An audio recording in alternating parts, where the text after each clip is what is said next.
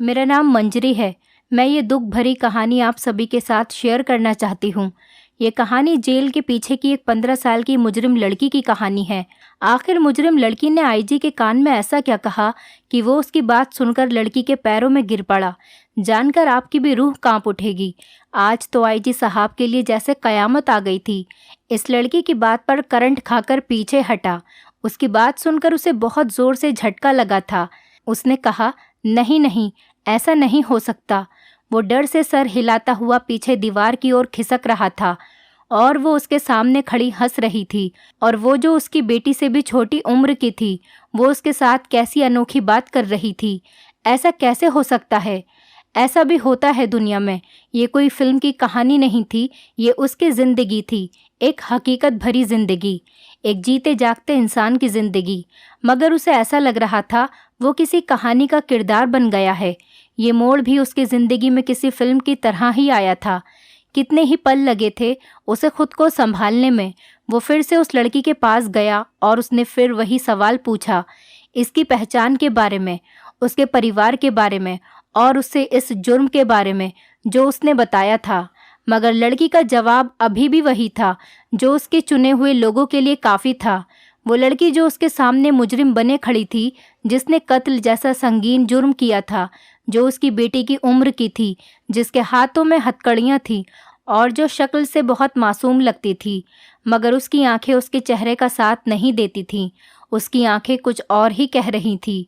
और अगर कोई नज़र परखने वाला होता तो उसकी आंखों में लिखी हुई दास्तान आसानी से पढ़ सकता था। मगर वो चेहरा परखने वाला नहीं था, लेकिन समझदार भी नहीं था। मगर वो चेहरा जाना पहचाना ज़रूर था। उसे नौकरी करते हुए बहुत साल हो गए थे। वो हर तरह के लोगों से मिला था और वो अच्छी तरह से जान गया था कि ये लड़की सच कह रही है। मगर उसका सच उसकी जान लेने लगा था। उसका दम घुटने लगा था। वो वहाँ पर उसकी तफ्तीश करने आया था। मगर अब उसे ऐसा लग रहा था वो उससे ज़्यादा कोई सवाल नहीं कर सकता और ज़्यादा उसका सामना भी नहीं कर सकता। वहाँ से वो घर आ गया। आज वो अपने कमरे में बैठा खिड़की खोले आंगन में देख रहा था और साथ में अपने वर्तमान के झरोकों में झांक रहा था। जब उसकी बेटी उसके कमरे में आई, कुछ दिन पहले ही उसने अपनी बेटी की शादी की थी। वो अपने घर में बहुत ही ज़्यादा खुशहाल रहती थी। इसका अंदाज़ा उसके खिलखिलाती हुई आवाज़ से हो जाता था। जब वो बात बात पर हंसती और खूब खिलखिलाकर हंसती। उसने अपने बाप को हमेशा से ऐसा ही देखा था। बहुत ही सुलह और नरम मिजाज और काफ़ी हद तक उसको तन्हाई पसंद थी। उसने कभी भी अपने माँ बाप को आपस में लड़ते झगड़ते हुए नहीं देखा था। उसकी माँ अक्सर गुस्सा कर जाया करती थी और उसे गुस्से में डांट भी दिया करती थी। मगर पिता को उसने कभी भी गुस्से में नहीं देखा था। मगर उनकी एक बात से उसे बहुत ही ज़्यादा हैरानी हुई थी। वो काफ़ी हद तक तन्हाई पसंद करते थे और हद से ज़्यादा शांत भी रहते थे। ऑफिस से घर आने के बाद वो अपना सारा टाइम दोनों माँ बेटी के साथ गुजारते थे। मगर रोशनी को ऐसा लगता था जैसे वो उनके साथ होते हुए भी उनके साथ नहीं है, जैसे उन दोनों से बहुत दूर है। ऐसा लगता था जैसे कोई बात है जो उसके पिता को परेशान करती है, मगर वो उसे अपने शब्दों में जाहिर नहीं कर सकती थी। कई बार उसने दबे हुए शब्दों में अपने पिता से इस बारे में पूछा था और वो हमेशा उसको टाल दिया करते थे। वो हर मुमकिन तौर पर कोशिश करते थे कि वो अपने गुजरे हुए कल को भूल जाएं, मगर उन्हें अपना गुजरा हुआ कल लाख कोशिश करने के बावजूद भी नहीं भूला जाता था। कोई ना कोई ऐसी बात हो जाती थी जो उन्हें उसकी याद दिला दिया करती थी। कभी कोई बात, कभी कोई चीज़, कभी कोई शब्द उसको पुतला बनाकर उनकी नज़रों के सामने लाकर खड़ा कर देता था और वो फिर बेबसी की मूरत बने उसको देखने लगते थे। उनकी मोहब्बत की दास्तान भी अजीब थी। इसे पाकर भी उन्होंने अपने हाथों से खो दिया था। अगर वो चाहते तो सारी ज़िंदगी उसके साथ गुजार सकते थे, मगर उनकी मजबूरी उनके आड़े आ गई थी और अपनी बुज़दिली और मजबूरी के हाथों उन्होंने अपनी मोहब्बत को गंवा दिया। आज भी वो अपनी पुरानी यादों की गमज़दा दास्तान खोले बैठे थे। जब उनकी बेटी रोशनी उनके कमरे में आई और उनके सामने धीरे से बैठकर उनसे पूछने लगी कि पिताजी, क्या बात है, आप इतने परेशान क्यों रहते हैं? ऐसी कौन सी बात है जो आपको परेशान करती है? बेटी की बात पर उनकी आंखें नम हो गईं। उन्होंने बड़ी मुश्किल से अपने जज्बात को काबू में रखा और उससे कहा कि ऐसी कोई बात नहीं है, बस वो थोड़े थके हुए हैं, इसीलिए कमरे में आकर बैठ गए। वो उसे क्या बताते कि आज उन पर कैसी कयामत टूटी है। उनके अतीत से जुड़ी हकीकत उनके सामने आ खड़ी हुई है और उनकी बेबसी उनका जैसे कोई तमाशा देख रही थी। उसने अपनी बेटी से अपनी आंखों की नमी छुपाने के लिए चेहरे का रुख मोड़ लिया था, मगर वो उसी की बेटी थी और माँ से ज़्यादा अपने पिता के करीब थी और अपने पिता से बहुत मोहब्बत करती थी। उसने कहा कि आज मुझे बताइए, आखिर ऐसी कौन सी बात है जो आपको इतना परेशान कर रही है? जवाब दीजिए पिताजी, ऐसी कौन सी परेशानी है जो आपको चैन लेने नहीं देती? मुझ पर भरोसा रखिए पिताजी, मैं आपका राज अपने तक ही रखूंगी। आज उसका दिल भी गम से फट रहा था। आज वो खुद को बहुत थका हुआ और बहुत अकेला महसूस कर रहा था। वो चाह रहा था कि कोई ऐसा हो जो उसका करीबी हो और उसके गम को बांट ले। बेटी से बढ़कर उसके लिए कौन इतना करीब हो सकता था? कौन उसके दर्द को और उसकी तकलीफ को समझ सकता था? उसने अपना अतीत अपनी बेटी पर और उसके सामने उसको बताना शुरू कर दिया, ये जाने बगैर कि उसकी बीवी भी दरवाजे पर खड़ी है और सब कुछ सुन रही है। जब उस वक्त मेरी पढ़ाई पूरी हो चुकी थी, उसके बाद मैं पुलिस में भर्ती हुआ था, तो मेरी माँ को मेरी शादी की बहुत ज़्यादा ख्वाहिश होने लगी थी। वो जल्द से जल्द मेरे सर पर सहरा सजाने की ख्वाहिशमंद थी और वो अपनी सहेली की बेटी को बहू बनाना चाहती थी। उन्होंने मुझसे मेरी पसंद के बारे में पूछा था, मगर मैं किसी को भी पसंद नहीं करता था। मैंने ये सारे फैसले उन पर छोड़ दिए थे कि माँ, जैसा आप चाहेंगी, जहाँ आप चाहेंगी, मैं वहीं पर शादी कर लूँगा। मेरे इस फैसले से मेरी माँ बहुत ज़्यादा खुश हुई थी और फिर उन्होंने चट मंगनी और पट ब्याह वाला मामला करके मेरी शादी जल्द से जल्द कर दी थी। शादी के बाद मैं बहुत खुशहाली की ज़िंदगी गुजार रहा था। मुझे तुम्हारी माँ से किसी किस्म की कोई शिकायत नहीं थी। जब तुम 4 साल की थी तब मेरा तबादला मेरठ की तरफ हो गया था। मेरी इतनी कोशिश के बावजूद भी मैं अपना तबादला रोक नहीं सका था और जब मैं वहाँ पर गया तो वहाँ की खूबसूरती और दिलकशी में खोकर ही रह गया। वहाँ मुझे 1 साल ड्यूटी करनी थी और कुछ दिनों के बाद ही मैं वहाँ के माहौल का आदी हो गया और वहाँ पर रहना मुझे अच्छा लगता था। हर रोज़ मैं घर पर कॉल करके तुम लोगों की खैर खैरियत मालूम करता था। एक दिन मैं अपने कांस्टेबल के साथ छुट्टी वाले दिन उस इलाके की सैर करने बाहर निकला तो एक चेहरे को देखकर मेरी निगाहें उस पर से पलटना भूल गई थी। वो जो भी थी बहुत खूबसूरत थी और इस कदर हसीन लग रही थी कि मैं उस पर से नज़रें हटा ही नहीं पा रहा था। तब मुझे एहसास हुआ था कि मुझे उससे मोहब्बत हो गई थी। मैंने अपने दिल को बहुत डांटा और ख़ुद को बहुत समझाने की कोशिश की कि मैं एक शादीशुदा इंसान हूँ और मेरी एक बेटी भी है। मैं किसी और से कैसे मोहब्बत कर सकता हूँ, जबकि मुझे अपनी बीवी से किसी किस्म की कोई शिकायत नहीं है। मैंने उस तरफ जाना छोड़ दिया जहाँ पर मैंने उस लड़की को देखा था, मगर अनजाने में ही मेरे कदम वहाँ पर जा रुकते थे। मेरी दिलचस्पी को देखते हुए कांस्टेबल ने मुझे उसके बारे में बताया कि वो अपनी सौतेली माँ के साथ रहती है और उसकी सौतेली माँ बहुत ही ज़्यादा जालिम है, उस पर बहुत जुल्म करती है। और कांस्टेबल के मुंह से ये सुनकर मुझे बहुत दुख हुआ। एक दिन मैं थाने में बैठा था जब बहुत ही तेज़ बारिश होने लगी थी और मेरी वहाँ पर मौजूदगी की पहली ही बारिश थी और मैं उससे बहुत ही ज़्यादा लुत्फ़ और मज़े उठा रहा था। मैं खिड़की से बाहर बारिश का नज़ारा देख रहा था जब मेरी नज़र उस लड़की पर पड़ी। मैं चौंक कर बैठ गया। वो बड़ी तेज़ी के साथ थाने में दाखिल हो रही थी। मैंने सोचा कि ये यहाँ किस काम से आ रही है इतनी बारिश में, और फिर वो मेरे बारे में पूछने लगी। उस वक्त मैं ही सीनियर ऑफिसर था और उसको कांस्टेबल ने मेरे ऑफिस में भेज दिया। वो मेरे सामने आकर बैठ गई और बहुत बुरी तरह से रोने लगी। बारिश में भीगने की वजह से उसके कपड़े उसके जिस्म के साथ चिपके हुए थे और उस वक्त उसकी थाने में मौजूदगी मुझे बहुत ही ज़्यादा डिस्टर्ब कर रही थी। मैं बड़ी मुश्किल से उससे नज़रें चुरा रहा था। फिर मैंने उससे पूछा कि तुम्हें इस तरह से थाने के अंदर नहीं आना चाहिए था। वो कहने लगी कि मैं क्या करती, मेरी सौतेली माँ मुझ पर बहुत जुल्म करती है और अब तो वो मेरी ज़बरदस्ती एक बड़ी उम्र के मर्द से शादी करवाना चाहती है। ये बात कहने के बाद वो ज़ोर ज़ोर से रोने लगी। उसको रोता हुआ देखकर मेरे दिल को कुछ होने लगा था। मुझे उससे बहुत ज़्यादा हमदर्दी हो रही थी, मगर थाने में जिस तरह के लोग थे और उसे जिन नज़रों से घूर घूर कर देख रहे थे, मुझे उनसे उलझन हो रही थी। मैंने उसे गाड़ी में बिठाया और उसके घर पर छोड़ कर आया और उससे कहा कि दोबारा इस तरह से थाने में कभी मत आना। वो वहाँ से मुंह सिकोड़ती हुई अपने घर में चली गई। उसका कहना था कि मुझे उसकी माँ से बात करनी चाहिए और मैं ये सोच रहा था ये उनका आपसी मैटर है। मैं इस सब में क्या कर सकता था। मैं उसे वहाँ छोड़ने के बाद दोबारा से पुलिस स्टेशन में आ गया और रात को जब मैं अपने क्वार्टर में सो रहा था तो आधी रात को किसी ने ज़ोर ज़ोर से दरवाज़ा खटखटाया। जब मैंने दरवाज़ा खोला तो वही लड़की मेरे सामने खड़ी थी। मैं आधी रात को उसे अपने कमरे के दरवाजे पर देखकर हैरान रह गया और उससे पूछा कि तुम इस वक्त इतनी रात को मेरे दरवाजे पर क्या कर रही हो। वो हिचकियाँ ले लेकर रोने लगी और कहने लगी कि वो अब वापस अपने घर कभी नहीं जाएगी, क्योंकि सुबह होते ही उसकी सौतेली माँ उसके किसी बूढ़े आदमी के साथ उसकी शादी कर देगी। वो ज़बरदस्ती मेरे घर में दाखिल हो गई। मैंने उसे बहुत समझाने की कोशिश की कि मेरे घर में उसका रुकना सही नहीं है, वो इस वक्त अपने घर में चली जाए। मैं सुबह आकर ये सारा मामला देख लूँगा और उसकी माँ को भी समझा लूँगा कि उसकी मर्ज़ी के ख़िलाफ़ उसकी शादी मत करो।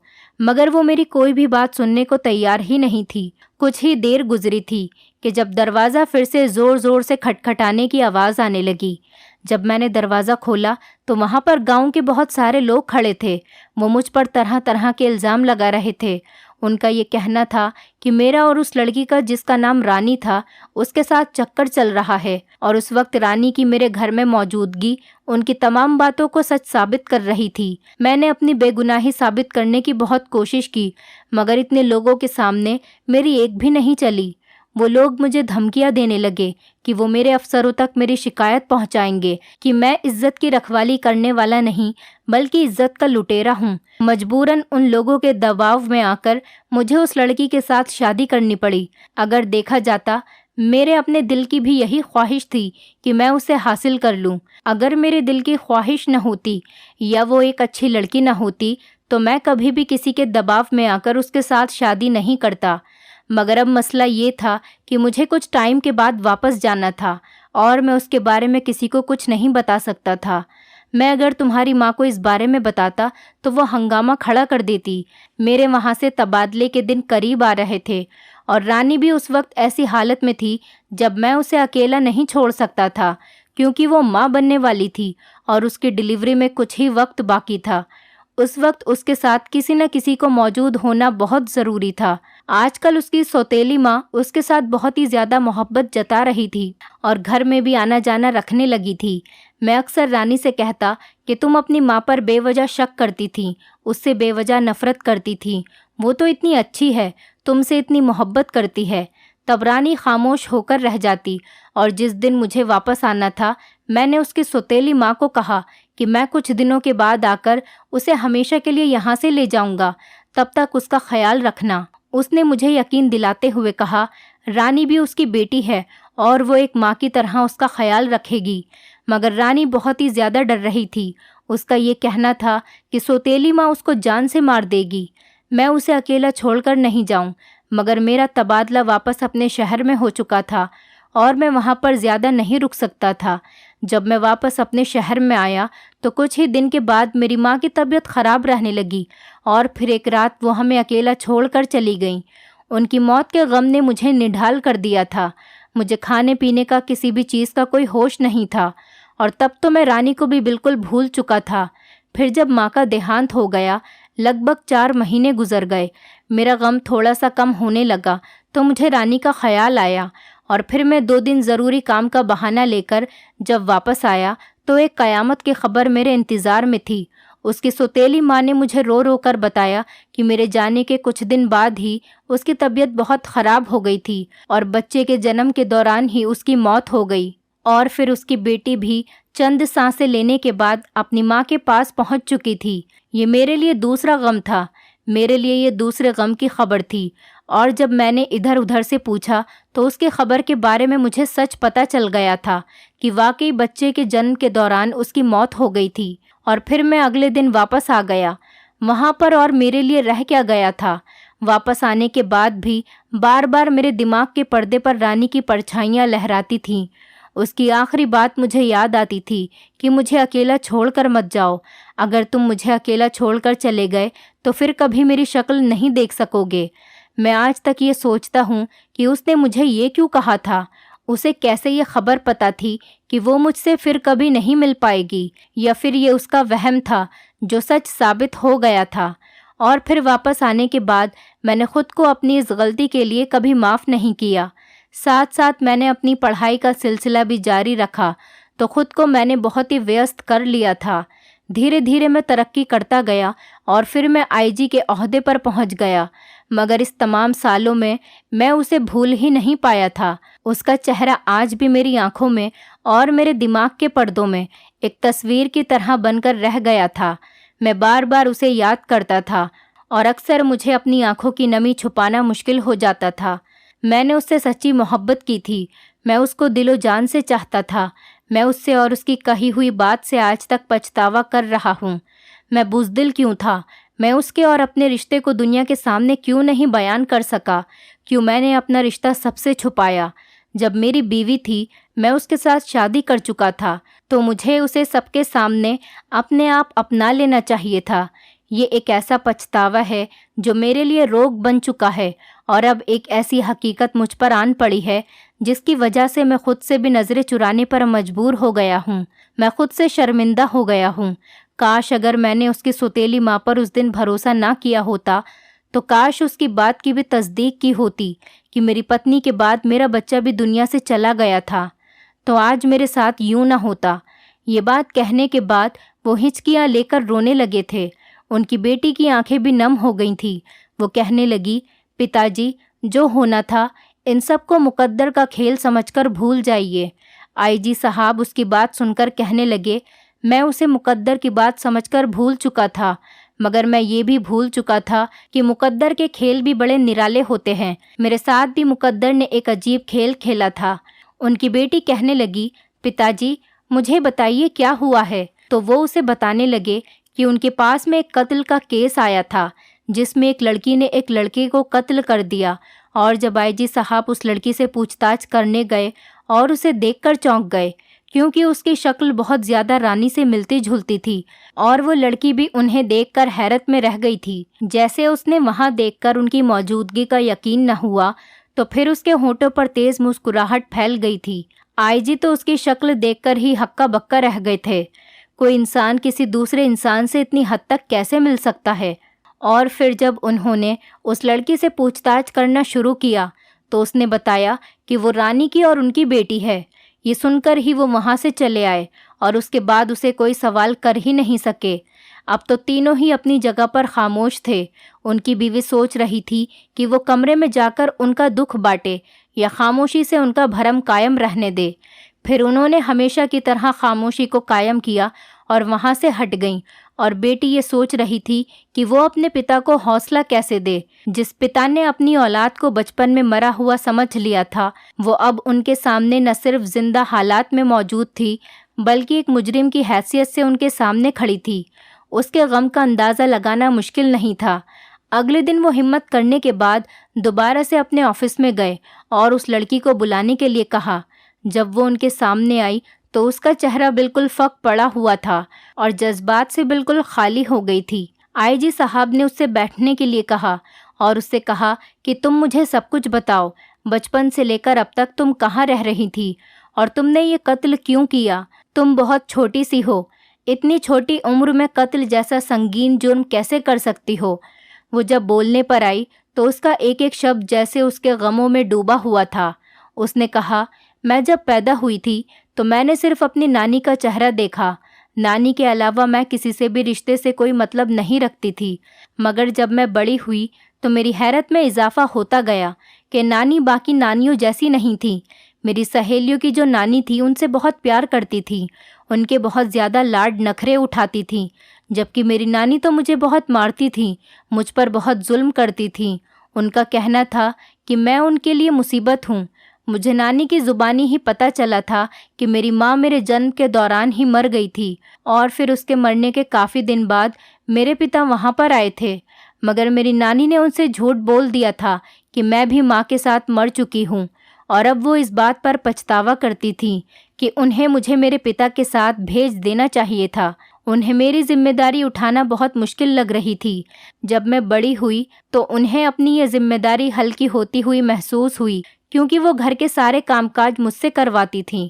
मुझे मोहल्ले वालों से पता चला कि मेरी माँ के साथ भी वो बहुत जुल्म करती थी।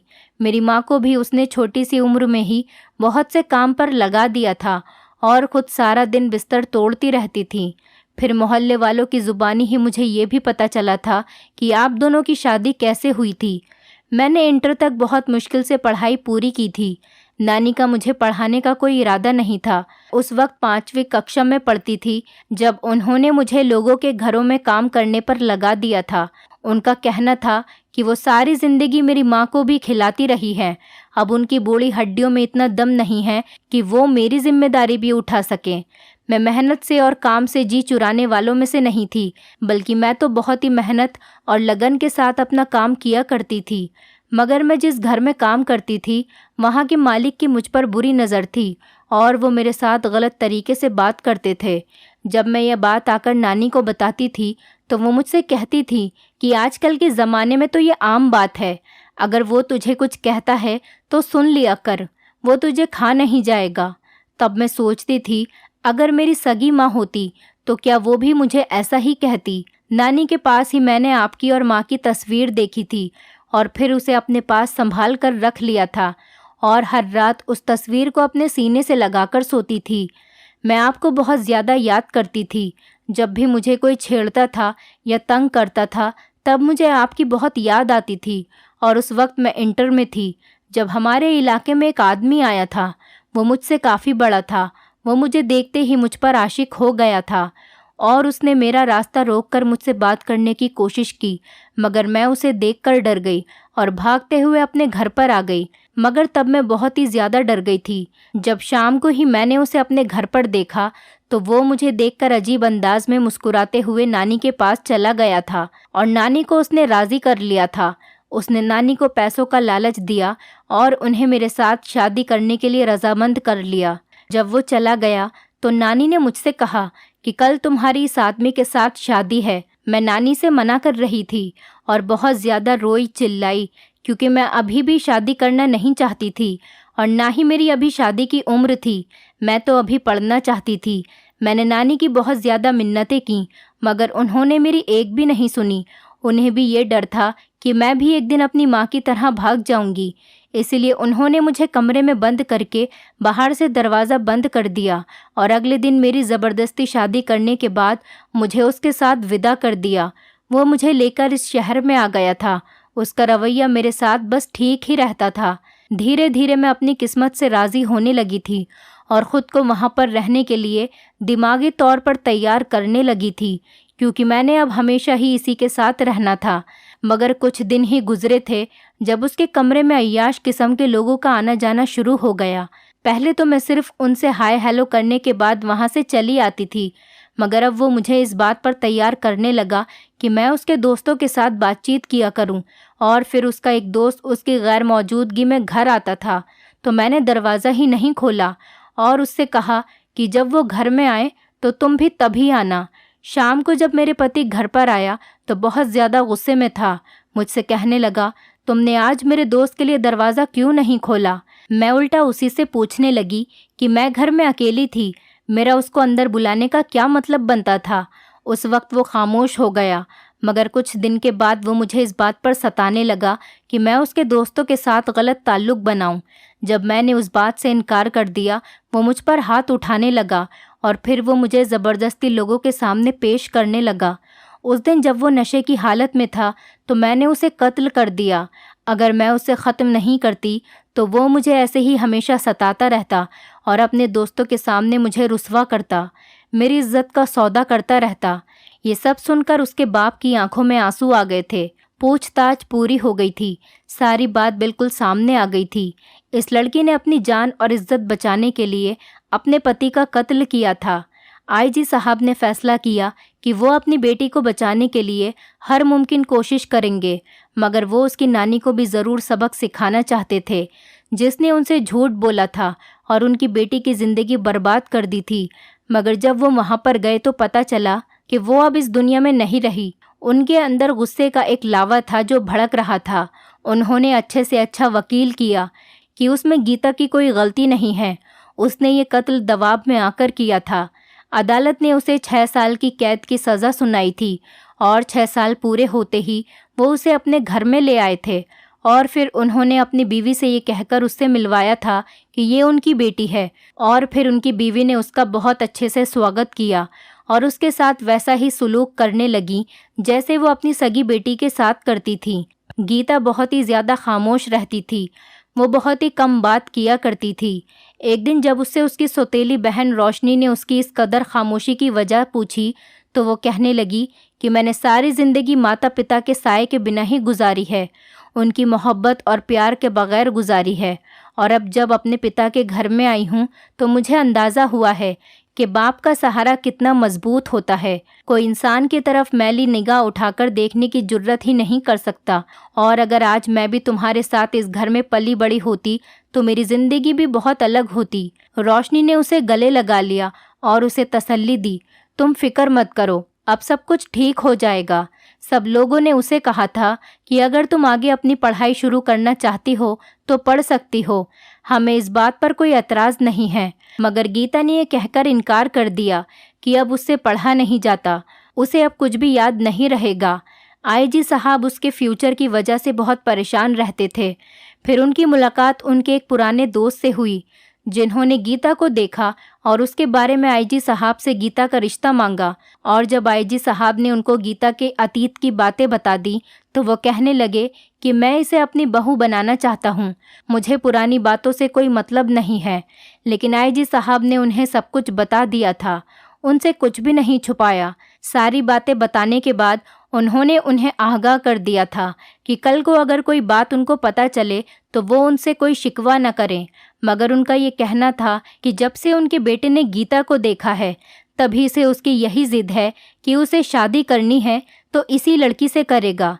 ये सुनकर आईजी सर को दिली सुकून हो गया था और उन्होंने गीता से उसकी मर्ज़ी पूछने के बाद उसकी शादी उसकी मर्ज़ी के मुताबिक बहुत ही जल्द करने की ठान ली। लेकिन गीता इस बात से बहुत परेशान थी। उसका पति, उसके ससुराल वाले उसके साथ न जाने कैसा सलूक करेंगे। मगर उसकी तमाम शक गलत साबित हुए क्योंकि वो लोग बहुत अच्छे थे और उसका बहुत ज़्यादा ख्याल भी रखते थे। फिर कुछ ही दिनों बाद गीता की शादी कर दी गई और गीता अपने घर में खुशी खुशी रहती है। उसकी ज़िंदगी में जो कुछ भी हुआ था वो उन सबको भुला चुकी थी और अपनी नई ज़िंदगी की शुरुआत बहुत अच्छे तरीके से कर रही थी। दोस्तों, उम्मीद करती हूँ आपको हमारी कहानी पसंद आई होगी। कहानी पसंद आई है तो वीडियो को लाइक करें, चैनल पर नए हैं तो चैनल को सब्सक्राइब करें और हाँ, नोटिफिकेशन बेल को ज़रूर दबाएं ताकि अगली अपडेट सबसे पहले आपको मिले।